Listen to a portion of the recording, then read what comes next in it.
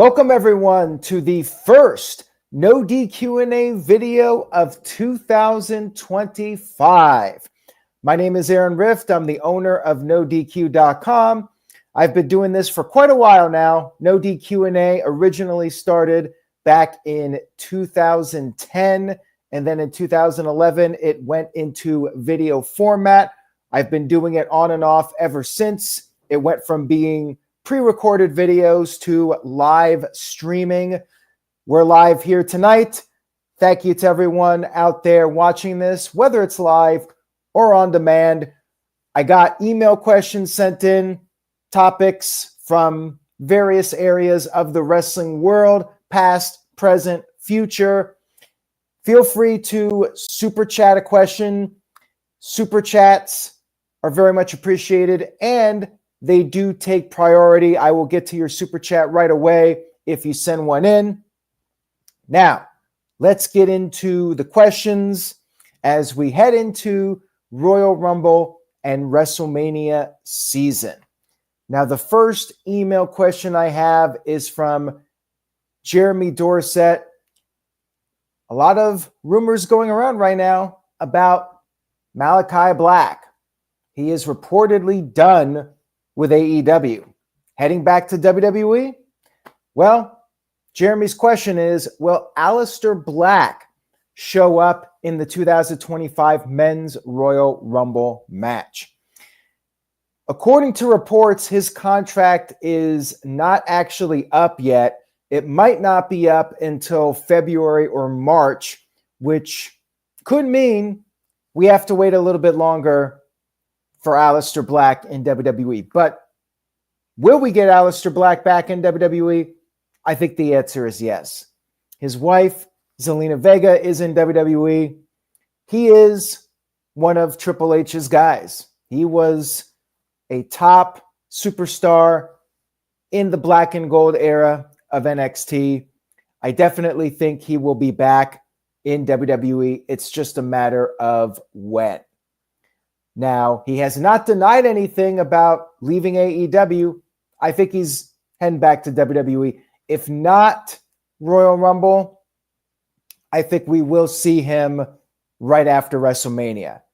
I could see him potentially showing up on the Raw after WrestleMania as a big surprise. Now, is he going to be a main event guy? Probably not. I think he will be in a similar position as Andrade. He'll be on TV. He'll have a nice solid role in the company, but I do not think he will be going to WWE and all of a sudden he's going to be a main event star. I do not see that happening. I do think he will be back. I feel pretty confident about that one. If he was in the Royal Rumble, it would be a very nice surprise. Mr. Tito, longtime NoDQ columnist, sent in a $2 super chat. Thank you for that, Tito. I appreciate it. Tito says, can Hulk Hogan's image be saved in WWE? I hate to say it, probably when he dies. Once he's dead, people will mourn him and they'll talk about how great he was. It seems to happen a lot to celebrities.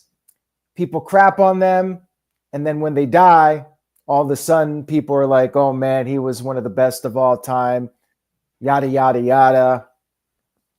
I'm not sure what Hulk Hogan can do while he's alive to repair his reputation. You had an interview this week from Mark Henry, and he claimed that he offered Hulk Hogan the opportunity to attend black colleges and talk about what he said, the racist comments. And according to Mark Henry, Hulk Hogan turned it down. Could Hulk Hogan do something like that now? Or is it too little too late for the time being? I hate to say it, but I just don't see people changing their opinion on Hulk Hogan. Hulk Hogan is Hulk Hogan.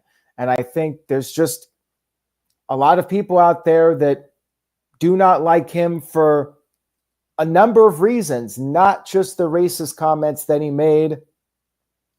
There was a lot of negativity towards Hulk Hogan with how he was a politician in wrestling, held younger wrestlers down, how he was only looking out for himself. You hear all these stories about him, how he exaggerates the truth all the time, how he allegedly played bass for Metallica, or they wanted him to play bass. All this stuff that he said over the years, I think it just added up and people got sick of the guy. But having said all that, I would not be here right now talking about this if it wasn't for Hulk Hogan.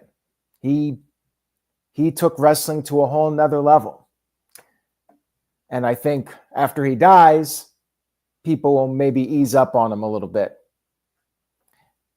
Psycho Jet Black sent in a $5 super chat. Thank you for that, Psycho. I appreciate it. Psycho Jet Black, longtime viewer, often in the No DQ review chat room. So thank you, Psycho, for checking out No DQ&A video. Psycho Jet Black says, since the reports claim that Darby Allin will not be coming back until after he climbs Mount Everest, will Tony Khan move on to another star to dethrone Jon Moxley? That is a great question. I think the answer has to be yes. I hate to sound morbid here, but there's no guarantee Jon Moxley will have an opponent in Darby Allin, depending on what happens with Mount Everest. This is a huge risk for Darby Allin. I hope he makes it back safe. We'll even go through with it. That remains to be seen. But apparently he is serious about it, and he has been written off TV so he can prepare for that climb. That's in the spring. I think this is just wishful thinking on my part, but he needs to drop that title, Jon Moxley, ASAP. And I think you need to put it on a new top star. Darby Allin is one of the pillars of AEW, but he's also been a focal point since 2019. I think you need somebody new and fresh to come on to the scene and destroy Jon Moxley and usher in a new era of AEW. I don't think Darby Allin is the guy. Even if Darby Allin was not doing the Mount Everest climb, I would not go with Darby Allin to dethrone Jon Moxley.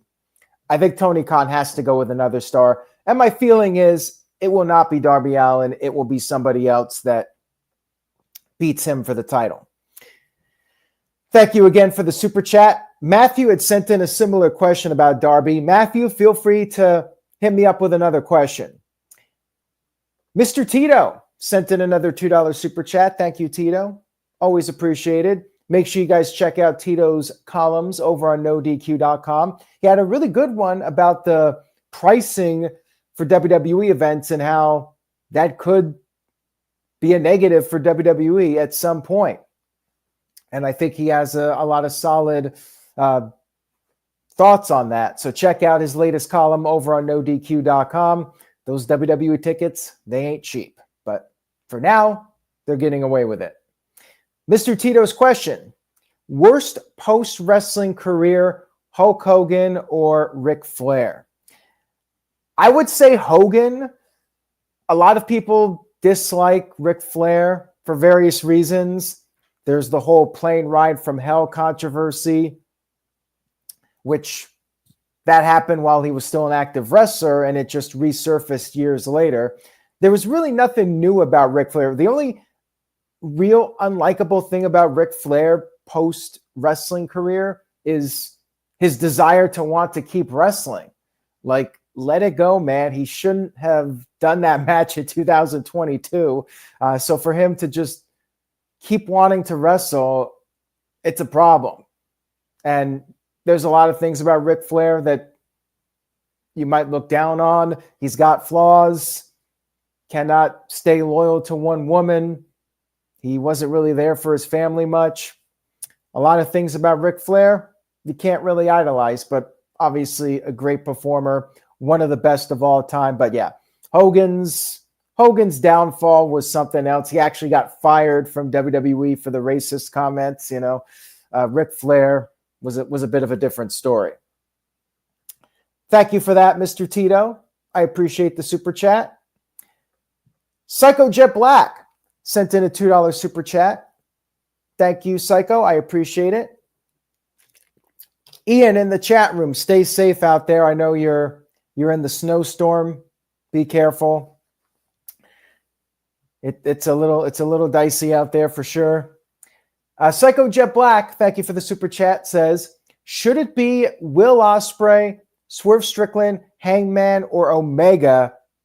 I guess this is as far as who should dethrone Jon Moxley. Well, this week on the Dynamite recap, I threw out Will Hobbs. It's not going to be him. I say it's highly unlikely in all likelihood, but I think he would be a great choice. I don't see it being Swerve. I don't see it being Hangman Page. I think Kenny Omega is probably your best bet. It could be Will Ospreay, but it feels like they got other things going on with Ospreay right now. Omega, he's not a new star, but he's still AEW's version of Shawn Michaels or Bret Hart. He's that guy you can rely on, and he is one of the founding fathers of AEW. I'd like to see it be Kenny Omega if it's not going to be a surprise like a Will Hobbs or a Ricky Starks, somebody like that. Kenny Omega should be that guy. He has the story coming back from diverticulitis. Fans are behind him. Omega would be my pick of the four, followed by Ospreay and then Swerve, and then Page would be my bottom pick. And Kenny Omega versus Okada will be a huge match. I don't see Okada turning babyface for it, though. I think that'll happen down the line once the feud with Kenny Omega is over. And I'm thinking they're probably going to have their big match at All In Texas, as was teased when they had their little face-off at World's End. Thank you guys for the super chats. And now we'll get to an email question here. So let's talk about John Cena and what might happen with him in 2025. Calvin Bowman sent in this email question. He asked, do I think John Cena will win the 2025 Royal Rumble for the final time? And Mr. Tito, on the topic of the Royal Rumble, we're doing predictions early here. Mr. Tito sent in this $2 super chat. Thank you, Tito. Says, who do you predict will win each Royal Rumble match? If I'm betting money right now, and keep in mind, the Rumble is still 3 weeks away. My opinion may change on this. John Cena, to me, is the easy favorite, even with Roman Reigns and most likely CM Punk in the match. Unless The Rock is showing up at WrestleMania after all, I think John Cena winning and facing Cody Rhodes is the most likely scenario. John Cena would be my pick as of right now. And City by the Bay, the reason I say Cena and not a young star, I totally understand where you're coming from with that it should be a young star. The reason being is John Cena selling the tickets right now. This is his final run. You got to go all the way with John Cena now. It can't be him just having matches and losing. He's got to be the John Cena of old. You got to go big with John Cena for this last run. So I say John Cena wins it. And as far as the Women's Rumble goes, I would go with either Charlotte Flair or Becky Lynch. And again, it's not the young star, but they've both been gone for an extended period of time, especially Charlotte. So I know it's going to be controversial with some, but I think one of them is going to get their second Royal Rumble win and go on to be in a championship match at WrestleMania. I feel like Becky Lynch versus Rhea Ripley is a WrestleMania match, and then Charlotte Flair versus Tiffany Stratton is the other one. So it could be either one of those two. At this point, I'm a bit torn. I'm leaning towards Charlotte Flair just because she's been gone for so long. All right. Dylan Lasagna sent in a $5 super chat. Thank you for that, Dylan. I appreciate it. Dylan says, what do you think is next for Liv Morgan and Dominic Mysterio with the Rhea Ripley feud likely done? I think WWE has a lot of untapped potential with them as a marketable duo. I agree. I think it might be a little bit too soon to break them up, but when they do break up, I think that would be a great opportunity to turn Dominic babyface. He still has some mileage as a heel, but I feel like the fans are starting to gravitate, and Dominic's going to be a massive babyface. This is my bold prediction. Dominic Mysterio, I don't know if it's going to be later this year or next year, but fairly soon, he's going to be one of the top good guys in the company. He's going to be red hot. The fans are going to love him. I mean, he's been so entertaining. He's one of those guys you love to boo, but he's just been an awesome performer, and he's really improved, and I think the fans have earned a lot of respect for him. I think Dominic is going to be a massive babyface when the time is right.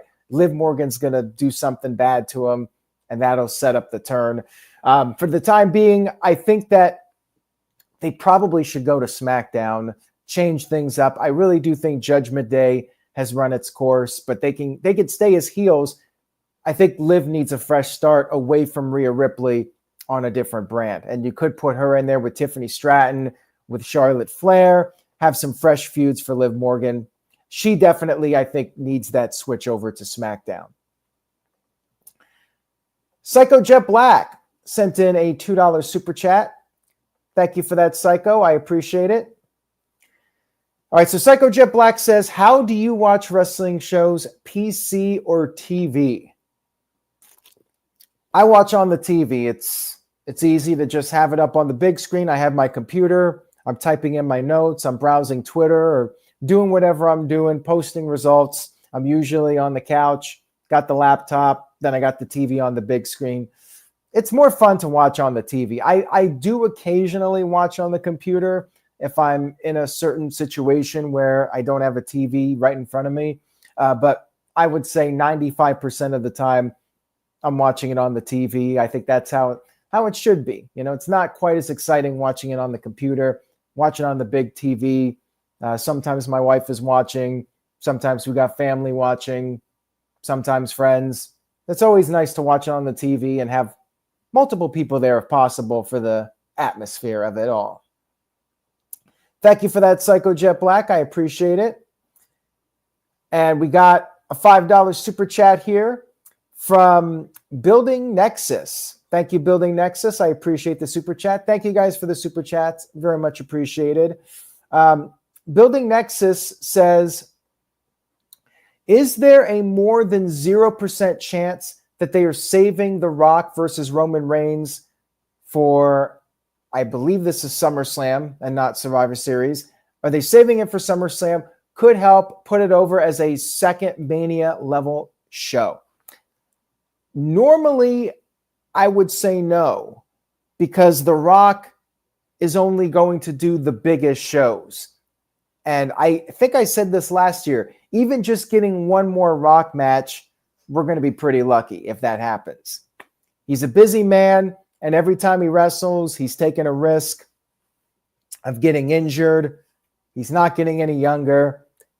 The only reason I say maybe to SummerSlam is it's the first two-night SummerSlam. There's going to be more pressure to sell tickets for both nights. You know, they got WrestleMania as the two-night event, but now they're expanding it. And, they're going to want to get those numbers up, and that would be a way to do it. The Rock is all about making history. That's the important quote. The Rock said if he's going to come back, he wants to make history and break records. So SummerSlam, breaking the record, biggest SummerSlam of all time. I would say there's a chance. There's always a chance with The Rock, depending on what he wants to do. Timing is everything. The fact that they're expanding SummerSlam, I think it's a little more likely. I still don't know if he's ever going to wrestle again. That is a big question mark if The Rock even comes back at all for a match. We just don't know at this point. We'll see what happens with The Rock.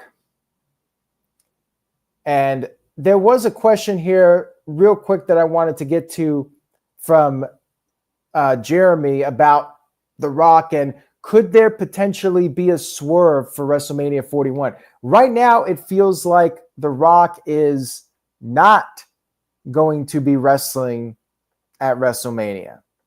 But could it be a swerve? Could something happen at Elimination Chamber? Could The Rock possibly come in and do a triple threat? The answer, as far as it being a possibility, is yes. The Rock can do whatever he wants. He is The Rock. He has the power. If he decides, you know what, I want to do WrestleMania, and it's a month before WrestleMania, well, guess what? Boom, The Rock is doing WrestleMania.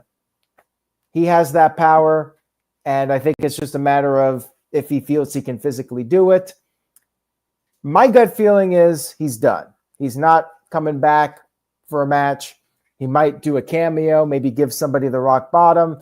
I mean, they pretty much killed off the heat on Raw with The Rock. So yes, he could come back. They could build it up again, but it does feel like The Rock is not doing it. I'm still holding out hope, though, that we'll get some kind of a swerve and he does, in fact, show up for WrestleMania. And here's a question from Mr. Tito, and I don't even know what muscle toys are. Have you ever played, or did you ever play with muscle toys as a kid? I played with action figures with muscles. I don't know if that is what you're talking about or if there's a specific brand. So my apologies. I don't know what muscle toys are specifically, but maybe somebody in the chat room can fill me in on that one. Thank you, Mr. Tito. And Psychojet Black sent in a $2 super chat. Says, your favorite Royal Rumble eliminations. I like the one where Paul London got clotheslined. Like he went off the apron and he did like this flip. It was brutal.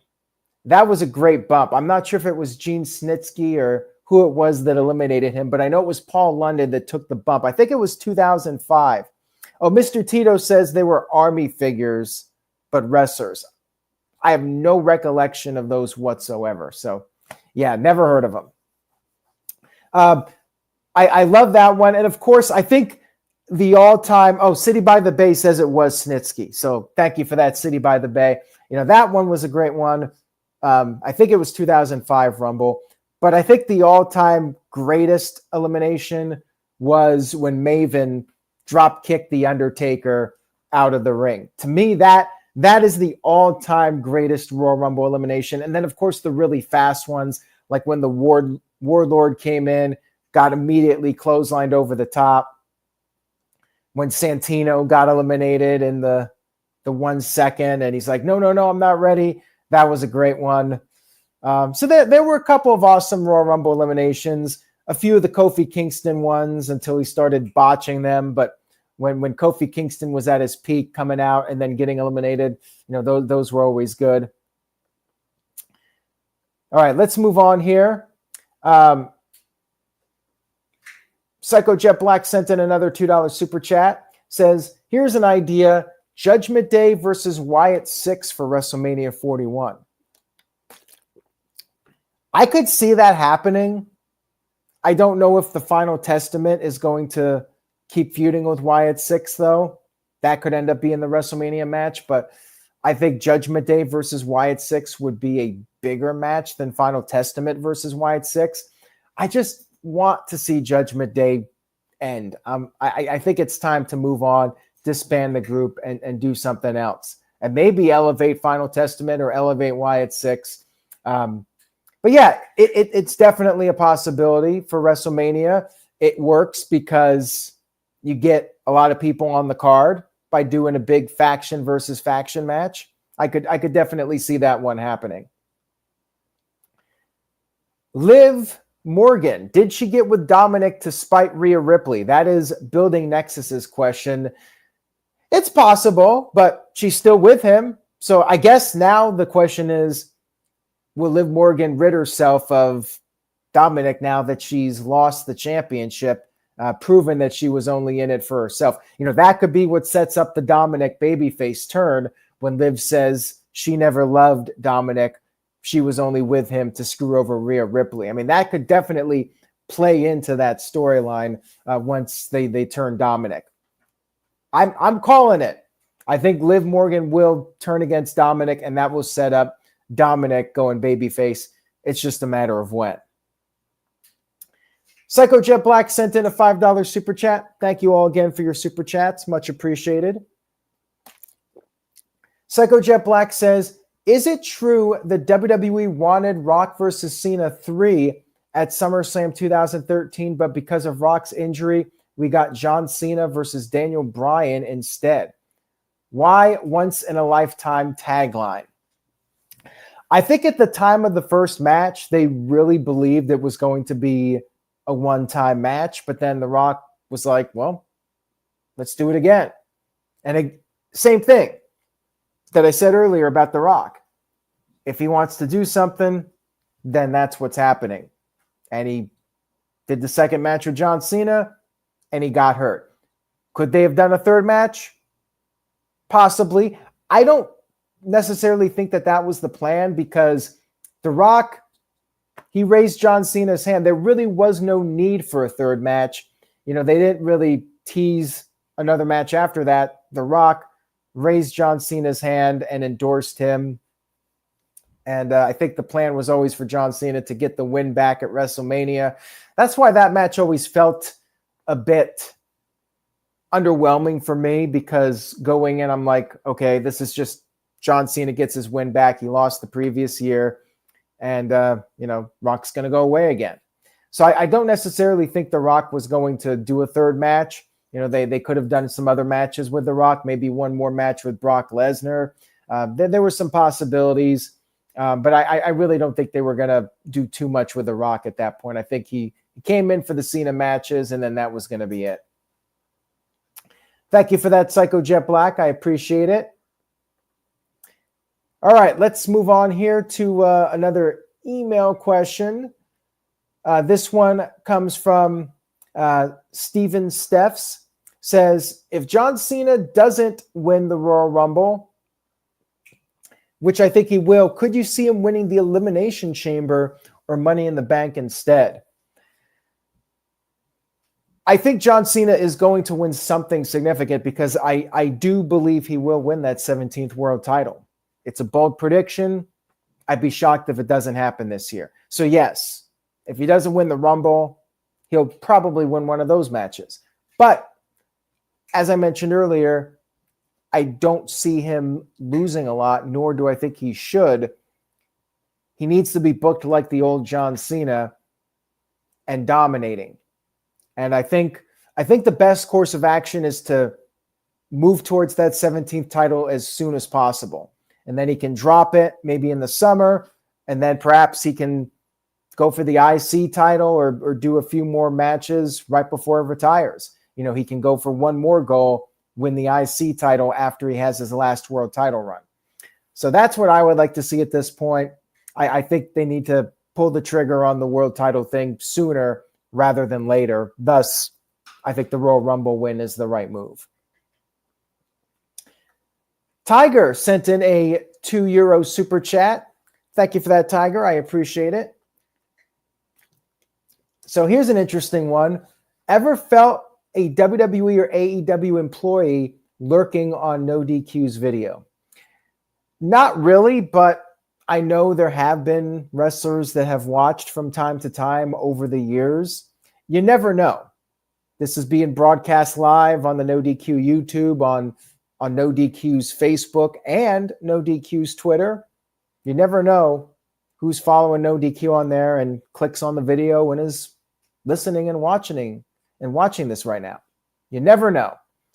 So I've never received any negative messages from people, but I have received a few positive messages over the years from wrestlers that appreciated what I said in a video and said that NoDQ&A and the NoDQ channel was part of their childhood.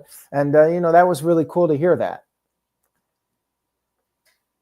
All right, let's move back to the email questions. So we got one here from TJS.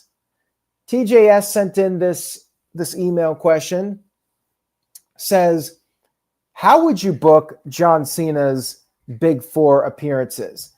He says he'd personally like to see John Cena win the Rumble, dethrone Gunther at WrestleMania, defend the title against CM Punk at SummerSlam, and face Randy Orton at Survivor Series. Maybe it's an unpopular opinion, but he doesn't think John Cena should lose a singles match during his farewell tour. After giving back for years, Cena deserves to go out on top. Yes, I agree with that John Cena should not be losing until the very end. Have him win, and then once he's built up, then he puts over somebody on the way out. As far as opponents go, I really like the Gunther idea, and initially I thought that was going to be the direction. I figured Rock versus Cody Rhodes, CM Punk versus Roman Reigns, and John Cena versus Gunther as the big three matches. I hope we get the Gunther match at some point. That has to happen. Randy Orton, I wanted to see it at WrestleMania. If it's not happening at WrestleMania, I could do without the Randy Orton match. CM Punk would be very interesting. If they have the right storyline for that, I would be up for that match. But I would like to focus on John Cena matches we haven't seen before. I want to see John Cena versus Gunther. I think you have to do that one. Maybe John Cena versus Damian Priest. That could be interesting. Maybe John Cena versus Jacob Fatu or Braun Breaker.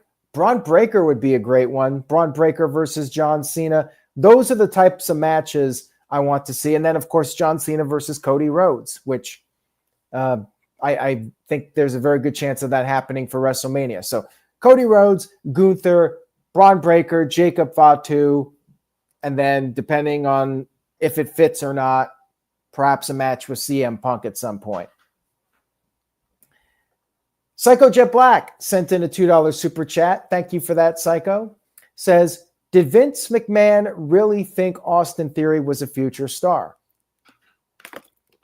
Of course he did. Look at Austin Theory. He looks like $1 million.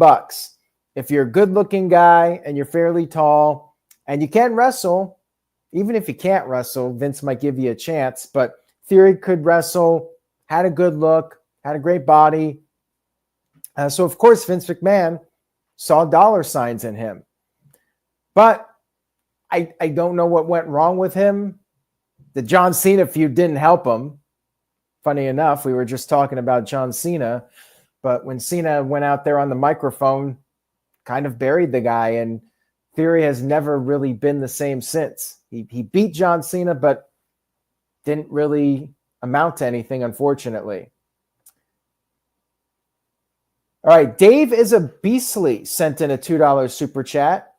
Thank you for that. I appreciate it very much. This comment here, favorite 3 Royal Rumble matches of all time. Well, are we talking about the actual Rumble match or any match at the Royal Rumble? I'll do both. Strictly Rumble matches, 1992 is always going to be at the top of my list. I love that Royal Rumble. To me, that was damn near perfect. 2002, which I did mention earlier, with Maven eliminating The Undertaker, Triple H coming back. That was a fun one, and they brought back Mr. Perfect and Goldust and Val Venus. I loved that when they brought back some of the old names, and I want to see more of that stuff where you bring back some of the legends. I always like those Rumbles when they bring in those people. And then that leads me to 2008's Rumble at Madison Square Garden. John Cena making the surprise return, and you had Roddy Piper and Jimmy Snuka in there. That was just a fun Rumble. That was a really good one. And as far as more recent ones, 2023 with Cody winning and Gunther at the end, that was a really fun one as well. Derek sent in a $2 super chat. But before I get to that, as far as non-Rumble matches go, Triple H versus Cactus Jack has to be up there as one of the best. And also from that Rumble, the Dudleys versus the Hardys. That was a fun match. Kurt Angle versus Chris Benoit. Can't say the B word, but I just did. From the 2003 Rumble is one of my favorites. And then the triple threat with John Cena, Seth Rollins, and Brock Lesnar. I believe that was 2015. That was one of the best triple threat matches WWE ever produced. Definitely one of my favorite non-Rumble Rumble matches. Now, Derek sent in a $2 super chat. Favorite John Cena match of all time? That would be versus CM Punk, Money in the Bank 2011 in Chicago. That was just one of the best storylines WWE had produced in a very long time. Everybody that's followed No DQ over the years knows that was a very good day for my business. And that was a very good storyline for my business, starting with the pipe bomb, moving on. That was an epic time. The atmosphere for that match, it was truly lightning in a bottle that they caught for that. So that has to be my favorite all-time John Cena match. And, that triple threat I mentioned is up there. There was a four-way match. I believe it was Backlash 2007 with Edge, Randy Orton, and Shawn Michaels. That was a great match. That's one of my favorite John Cena matches. The ones with Kevin Owens, those were really good too. People were saying John Cena couldn't wrestle, but he had a lot of memorable matches. The match, even the match with JBL, the not the WrestleMania match, but the one after that, that they had like a month later, that one was great. John Cena's matches with Kurt Angle, Shawn Michaels, the match they had in England, the WrestleMania match, of course. A lot of great John Cena matches. I don't think people give him enough credit for being really solid in the ring, even though they say he only has 6 moves of doom. He still had a lot of memorable moments. All right, here's a question that's just a wild shot in the dark. You never know who's going to be in these positions. Psychojet Black says, who comes out at number 30 for both Royal Rumbles? For the women's one, I'm going to go on a limb and say it's a surprise. It'll be one of the surprise entrants, whether it's Becky Lynch, Charlotte Flair, or Alexa Bliss. I'll say it's one of those 3. I like the idea of having number 30 be a surprise, and I hate when they announce in advance, oh, this person's number 30. It's kind of a bit of anticlimactic. I want it to be a surprise. I want number 30 to be like, wait a minute, who's not accounted for here? And bam, it's somebody we're not expecting, or it's a big name coming back in the number 30 spot. So I'd like one of those 3 that I just mentioned, Alexa, Becky, or Charlotte. And then the men's match, I would like it to be a top heel because of the natural psychology that the heel has the advantage in the number 30 spot. And if John Cena is winning, I think you need a strong heel in there, even though my feeling is it will probably come down to John Cena or Roman Reigns or CM Punk in those final 3 spots, maybe those 3 guys. Maybe CM Punk comes in at number 30 just to minimize the chance of him getting hurt. I hate to say it, but maybe it would be best if CM Punk was number 30. I'm going to say either CM Punk or they're going to put in one of their top heels, like a Braun Breaker at number 30. Somebody like that will be in that 30 spot.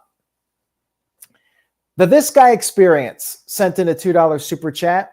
Thank you, This Guy. I appreciate it very much. The This Guy Experience says, should John Cena beat 16? And what's next for the New Day? What's NXT for the New Day? I don't know if that was by design or not. Yes, John Cena should beat 16, 100%. And as I've mentioned before in other live streams, wouldn't shock me if Charlotte Flair eventually beats it. So Ric Flair doesn't have to worry. And he's already endorsed John Cena to beat it One day Charlotte will beat it. That's my prediction. Save a clip of this for future reference. John Cena will become 17-time champion, and then at some point in the future, Charlotte Flair will beat that. She'll be the overall most title reigns of anybody in history at 17. Of course, people debate the actual numbers, but the so-called official number, Charlotte Flair will beat that eventually. She might be a 20-time champion before it's all said and done. Some people don't like that because not everybody is on board with Charlotte getting this level of push, but I think it's going to happen. And what's next for the New Day?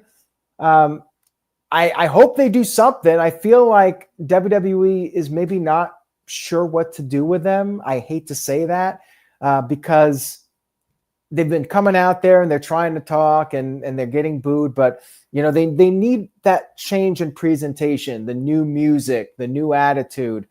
So we need to take it to the next step now. And I feel like maybe they're still trying to figure that out, which is a little concerning. I hope they have a game plan with those guys. And it's not just they keep coming out to the New Day music, but they're just heels. They need a change in presentation and attitude, not just coming out there and saying, we tried to tell you about Big E. Look at him; he's still doing the panels. Why are you booing us? They need to take it to the next level. Keep it hot. Building Nexus sent in a $2 super chat back on the topic of Dominic Mysterio. Building Nexus said, should Dominic have a slow burn babyface turn? Yeah, I definitely don't want to see it forced. It's something that should happen organically, but they should start planting the seeds for it because I think it's inevitable that it happens. Like if I can see it happening, surely Paul Levesque and the crew in WWE can see it, that the fans, they're starting to gain that respect for Dominic. When he first came in, there were a lot of negative comments about Dominic.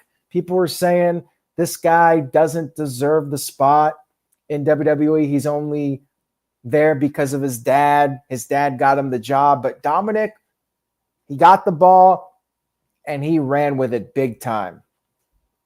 So yes, you don't want to rush it. You want to slowly build it up, throw out some teases, and just let the fans decide when it's time to pull that trigger. But yes, I think it's happening. Again, another prediction that I feel confident on. Save a clip of this video for future reference, just so I know I'm getting some of my predictions correctly. All right, so I got an email here from Matthew. Matthew had sent me another question. He sent in one, but it ended up being asked in the super chat. All right, so here's a good one. Matthew says, how do we fix the 3-hour SmackDown? He says, I know you were not a fan this week, and it was clear they were stretching 2 into 3. Will we ever see people like Blair Davenport and Giovanni Vinci, or will it still be just the same people we've seen for 2 hours? That's one way you can change things up a little bit. Add in some more people, even if it's just Blair Davenport out there for a quick 2-minute squash. I think we need that. We need some more people on the show. Part of the problem with that 3-hour SmackDown is, did we really need Cody Rhodes in like 3 segments? He's the WWE champion. I get that. But, you do have a lot of people on the roster and, just change things up a little bit. Get some new people on the show. And then I feel like they're putting in people that I don't necessarily want to see. With all due respect to Angel Garza and Humberto, I really don't think they serve more of a purpose than just being enhancement talent at this point. I think you need to focus on some other people. So for them, and Pretty Deadly as well, I see them in supporting roles. But yeah, I definitely would like to see some different people on. And I just don't know if they have enough star power. They really need to. What they really need to do is get moving with this trade or shakeup, whatever they're calling it, the transfer window. Like if we got Liv Morgan on and got some new people on SmackDown, it would be more interesting and get Becky Lynch and Charlotte Flair back just to shake things up a little bit. But yeah, it was a tough watch. I just felt like it was a 2-hour show that they stretched out to 3. All right, so here we go. An old school question here from Tiger. Tiger sent in a €2 super chat. Thank you, Tiger. Says, how was your fan experience in 1998 with ECW, WCW, and the WWF? I was actually, for a very brief period of time, more into WCW than WWE. That was 96 when the NWO got hot. But then once the Steve Austin and Bret Hart feud kicked into high gear, I was rooting for WWF. ECW, I wasn't the biggest fan of. I just felt like they were doing too much. Nothing really meant anything to me when they were doing all the excessive table bumps, and it was just too much. It was excessive. And again, when you have WWF and then WCW, that's a lot of content to watch. And ECW was difficult to watch until they got on TNN, and they didn't have that TV deal for very long. And it felt very low rent to me as a kid. I liked the bigger productions. So I was not the biggest ECW fan. I did watch it a little bit, but not a whole lot. Yeah, but it was still a great time to be a fan. I just remember always being glued to the TV set on Monday nights. And there was a period, because I was on the West Coast, I could watch both shows the same night. And then at some point, I think they were both on at the same time, and I had to tape one and watch the other live. And usually it was WCW that I was taping and watching later. Psycho Jet Black sent in a $2 super chat, and that's videotape, VHS, for some of you youngsters out there. Got to remember that there's some of you out there that are half my age, and you're like, what the hell is it? What the hell is it to tape something, or what's a VHS tape? Psycho Jet Black sent in a $2 super chat. Top 5 talkers, men and women, for current WWE and AEW. Okay, top 5 talkers. This is completely off the top of my head. CM Punk, Seth Rollins, Drew McIntyre, Paul Heyman. Even though he's not a wrestler, he's still one of the best in the business. Those 4 right there are my top guys. 5th one, I'm blanking a little bit. Those 4 just came right off the top of my head. So I'll try to think of one more talker for WWE. AEW, Ricky Starks, and he's not there. He's a great talker. MJF is still the best talker they have, and they should really be utilizing him more. Eddie Kingston was pretty good. He's out right now. He's not around, but I always thought he was a pretty good talker. I liked his segments with CM Punk. Bryan Danielson, he's not there right now, so I don't know if he qualifies as current. And I'm blanking on other AEW names, I can't think of guys that have just blown me away on the microphone, with a few exceptions in AEW. MJF was definitely one of those guys. He's far and away the best one. Jericho when he was at his peak. And Dwayne in the chat room brought up Kevin Owens. Owens would be my 5th guy. Now that I'm thinking about it, Kevin Owens would be number 5. Chris Jericho, pre-High Guys Jericho, classic Chris Jericho, but I think he's past his prime, unfortunately, at this point. So I'm not even sure I could say Jericho at this point, especially with the High Guys gimmick. Adam Copeland, I don't know why, but I feel like he's fallen off a little bit in AEW. I don't know what it is.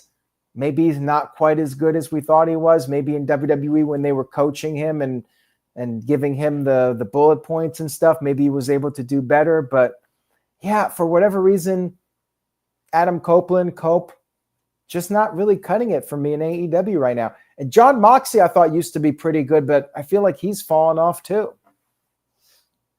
Swerve Strickland's been pretty good. I'd put him up there teaching in Color X. I think he's been pretty solid. He's one of the better ones. All right, speaking of Chris Jericho,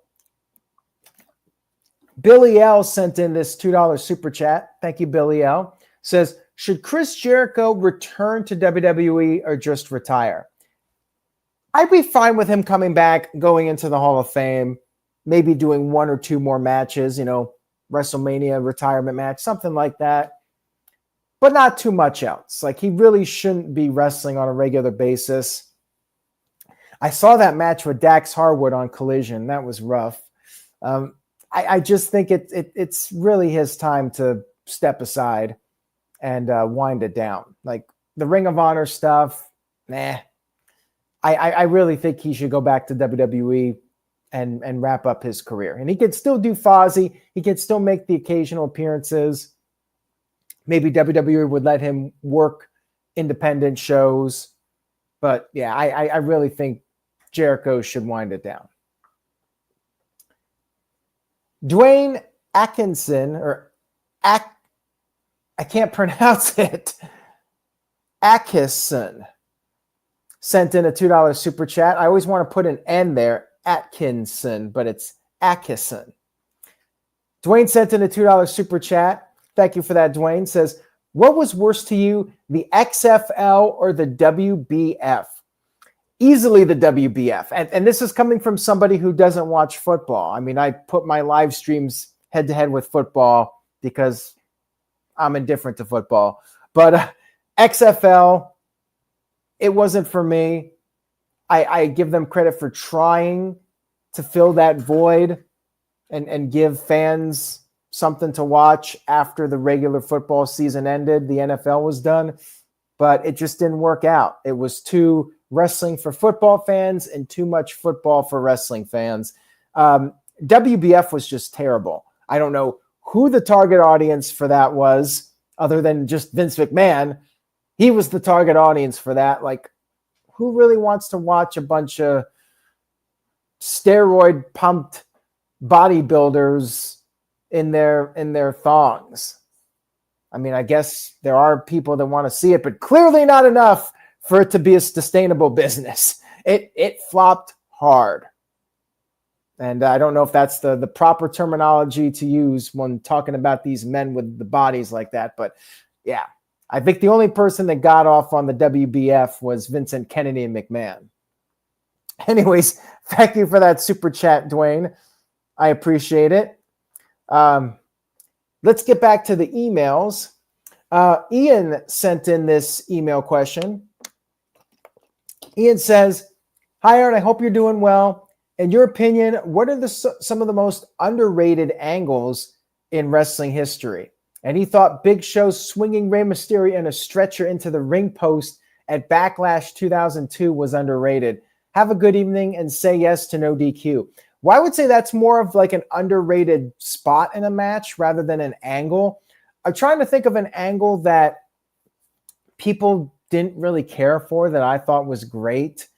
And I mean, there's been so many over the years that a lot of them just blend in together, and I don't remember necessarily being all that good.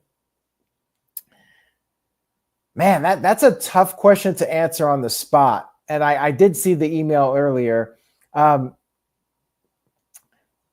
Big Show did have a couple of good angles in WWE that I think were underrated. Like when they finally took him seriously and pushed him like a giant, it was pretty good. And Big Show got crapped on a lot. And I think it was unjust. I actually kind of liked the Big Show ECW run in 2006. ECW fans hated it, the old diehard ECW fans, but they were finally booking Big Show like a legitimate force. Like, that's how they should have been booking him from the beginning of his career. So I'll go ahead and say it. Big Show as ECW champion was underrated. How about that? That's really all I can think of off the top of my head. I might have to go back and think more on that one. Chat room, do you have any opinions on that one? Like an underrated angle that the people didn't really like, but you thought was actually solid and should get more recognition. Chat room, leave some comments, and I'll give my thoughts on them here in just a moment. Colin Andrew, the Cleaver, great guy. Make sure you guys follow him, NoDQ.com/Colin. And Colin, we definitely have to do another meetup in 2025. We'll make that happen. Colin says, with the introduction of the women's US and IC titles, who do you see holding one first out of Becky Lynch and Charlotte Flair? And he feels like that they're going to need a bigger star power to fully elevate them in the way WWE is shooting for. I know what you're saying with that, and I definitely think that that's a solid idea. But I do think that overall these titles should be focused on women that you're building up to be the next top stars. You know, what the IC title and the US title used to be, the stepping stones for the world title. I loved what they did with Gunther. IC champion, set him up to become world champion. That's what the IC title and the US title should be. I don't think Chelsea Green's going to be world champion. Don't think she's the right person. It was a nice gesture for her to get the title, but I don't think she's the right person to be representing that title. Becky and Charlotte, I think it's a little below them, but like you said, you need some star power to establish those titles. And I wouldn't mind if they got it for a period of time just to elevate the titles a little bit. But ultimately, I think Becky Lynch and Charlotte will continue to be going for the main titles while they're in WWE.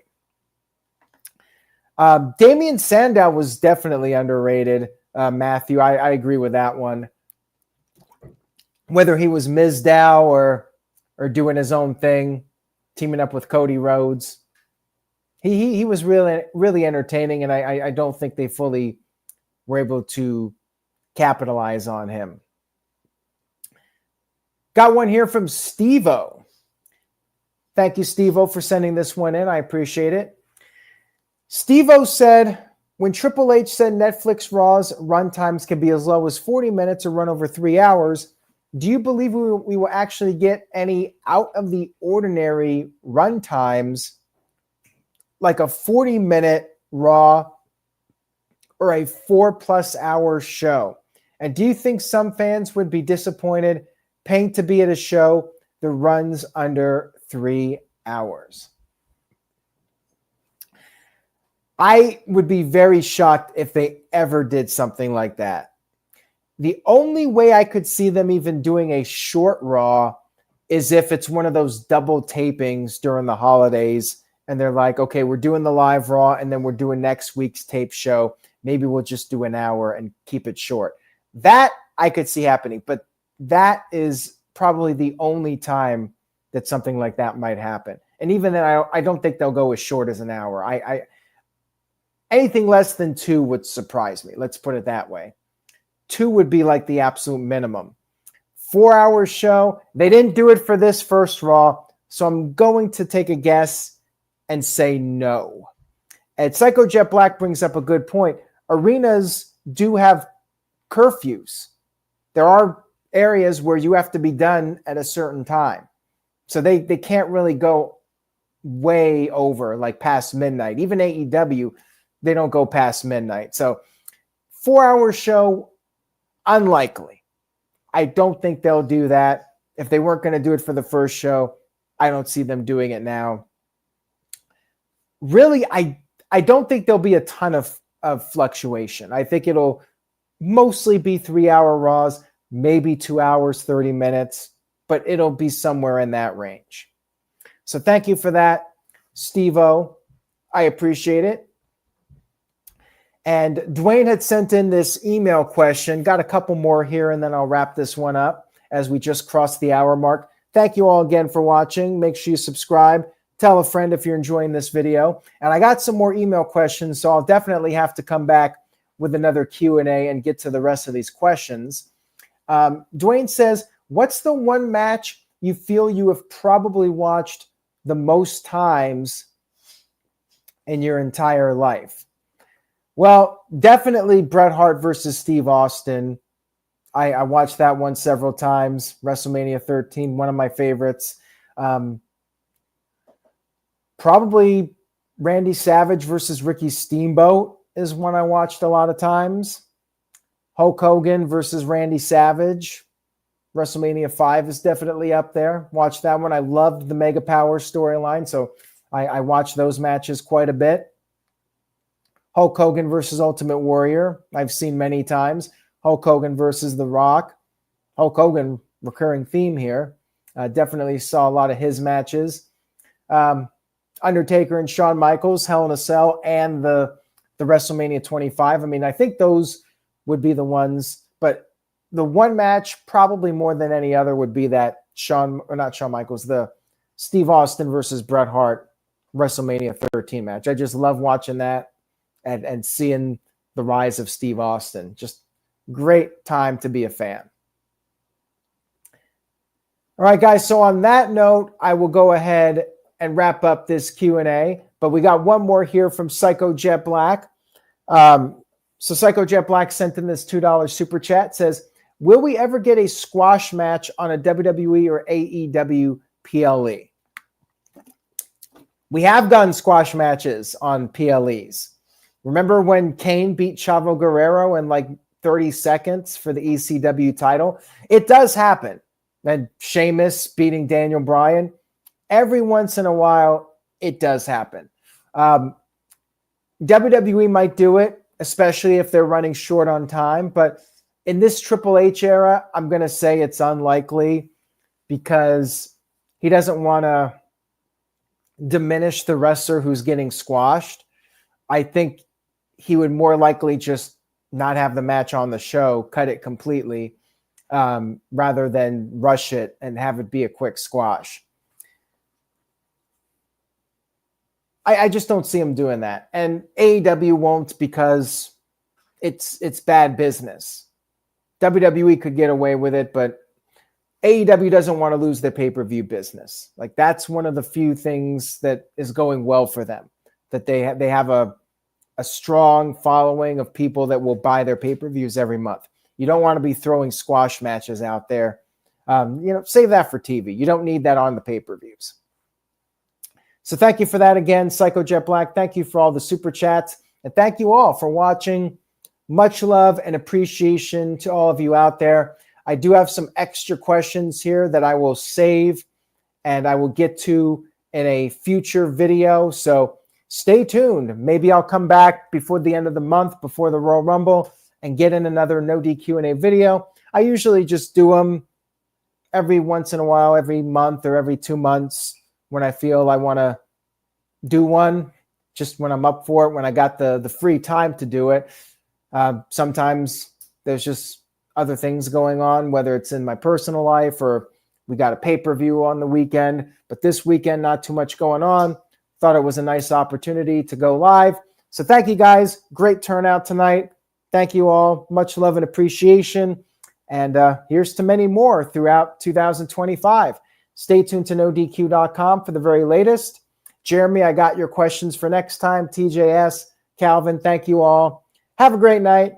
Say yes to NoDQ.com, and I will see you all next time.